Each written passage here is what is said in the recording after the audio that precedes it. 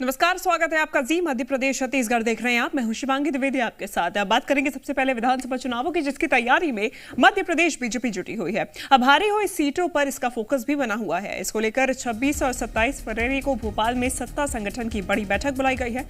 इसमें पिछले विधानसभा चुनाव में हारी हुई विधानसभा सीटों की ग्राउंड रिपोर्ट पर चर्चा की जाएगी, जो प्रभारी संगठन को सौंपेंगे। मैदानी स्थिति की भी जानकारी ली जाएगी। बैठक में विकास यात्राओं की भी समीक्षा होगी और आगामी चुनावी रोड मैप भी तैयार किया जाएगा। बैठक में प्रदेश प्रभारी पी मुरलीधर राव, राष्ट्रीय सह संगठन महामंत्री शिव प्रकाश, वीडी शर्मा समेत सीएम शिवराज समेत बीजेपी के दिग्गज नेता शामिल होंगे। तो हारी हुई विधानसभा सीटों पर ग्राउंड रिपोर्ट पर चर्चा की जाएगी। देखिए, मध्य प्रदेश में विधानसभा के चुनाव इस साल होने हैं। इस साल के अंत तक मध्य प्रदेश में विधानसभा के चुनाव होने हैं और ऐसे में फुल ऑन चुनावी मोड में दोनों पार्टियां आ गई हैं। चाहे वो बीजेपी हो, चाहे वो कांग्रेस हो, दोनों ही अपने अपने स्तर पर पूरी कोशिश कर रही हैं कि इस बार चुनाव में किसी प्रकार की कोई भी कोर कसर नहीं रह जानी चाहिए। चूंकि 2018 में बीजेपी को मुंह की खानी पड़ी थी और ऐसे में बीजेपी नहीं चाहती है कि इस बार दोबारा से ऐसा चित्र देखने को मिले और इसीलिए कोशिश ये की जा रही है कि तमाम जो हारी हुई सीटें हैं उस पे बीजेपी अपना फोकस बनाए रखे और किस तरीके से वहां पे कमियां रह गई थी उसे पूरा किया जा सके, इस पे मंथन किया जा रहा है। लगातार जमीनी स्तर पे रिपोर्ट्स बनाई जा रही हैं, समीक्षा की जा रही है। हारी हुई विधानसभा सीटों की ग्राउंड रिपोर्ट्स बनाई जा रही हैं, इस पे चर्चा की जा रही है और कोशिश की जा रही है एक ऐसा रोड मैप बनाने की जिसका रास्ता सीधे विधानसभा तक पहुंचे, सत्ता तक पहुंचे। और इस सत्ता पे काबिज होने के लिए मुख्यमंत्री शिवराज सिंह चौहान खुद बैठकों की अध्यक्षता कर रहे हैं। इसके अलावा बीजेपी प्रदेश अध्यक्ष वीडी शर्मा भी इसमें लगातार हिस्सा ले रहे हैं, काम कर रहे हैं। इसके अलावा इन बड़ी बैठकों में प्रदेश प्रभारी पी मुरलीधर राव, राष्ट्रीय सह संगठन महामंत्री शिव प्रकाश, वीडी शर्मा, देखिए जैसा कि बताया, और सीएम शिवराज सिंह चौहान शामिल हो रहे हैं।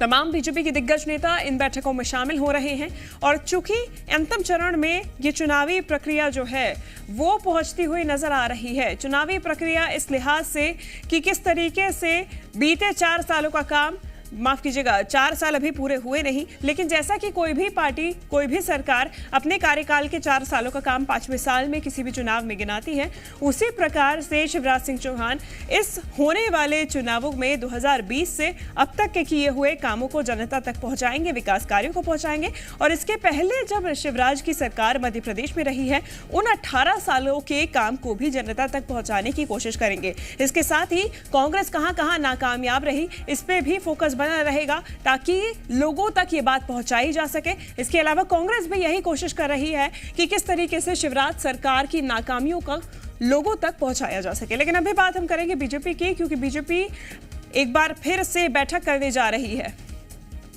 ज्यादा जानकारी लेंगे जी मीडिया संवाददाता आकाश द्विवेदी हमारे साथ जुड़ गए हैं। आकाश, बेहद ही महत्वपूर्ण है। देखिए, समय धीरे धीरे कम होता जा रहा है चुनावों से पहले और ऐसे में जरूरी हो जाता है कि एक्टिव मोड में फुल ऑन आ जाए पार्टी, चाहे वो निचले स्तर का कोई कार्यकर्ता हो, चाहे वो कोई पदाधिकारी हो, बड़ा नेता या दिग्गज हो।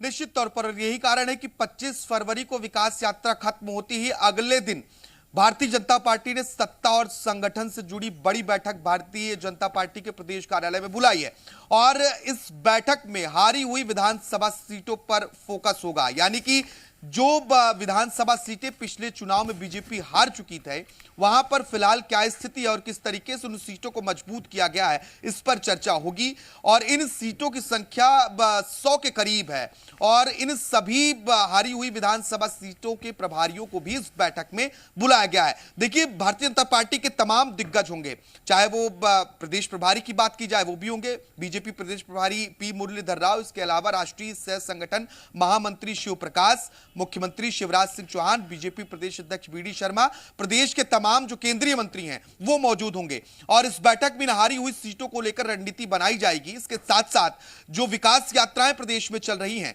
इन विकास यात्राओं का कितना इंपैक्ट हुआ, कितने हितग्राहियों को लाभ पहुंचाया गया और इससे क्या फायदा भारतीय जनता पार्टी को होगा, इस पर भी रणनीति बनेगी, चर्चा की जाएगी।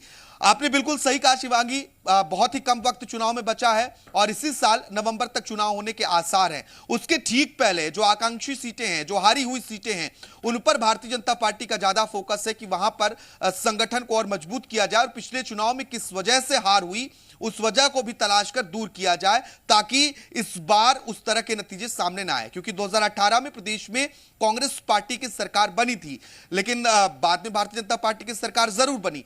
अब उन सीटों पर खासतौर पर फोकस है ताकि इस बार किसी तरीके से कोई चूक ना हो, और यही कारण है कि वहां पर अब देखिए जमीनी रिपोर्ट लेना भी भारतीय जनता पार्टी शुरू कर दी है। जो प्रभारी इन जिलों से पहुंचेंगे, इन विधानसभा सीटों से पहुंचेंगे, उनसे पूरी मैदानी रिपोर्ट ली जाएगी कि फिलहाल में क्या स्थिति है और यहां किस तरीके से और बेहतर काम करने की जरूरत है। उसी अनुसार आगे का रोड मैप तैयार किया जाएगा। बिल्कुल आकाश, अगर परिणाम हमें अलग चाहिए तो फिर काम भी अलग ही करना पड़ेगा और इसी नीति पर भाजपा काम कर रही है, रिपोर्ट्स ले रही है और इसी के अनुसार भी रोड मैप बनाने की कोशिश कर रही है। आकाश, आप बने रहिए हमारे साथ, आगे आपसे जानकारी लेंगे।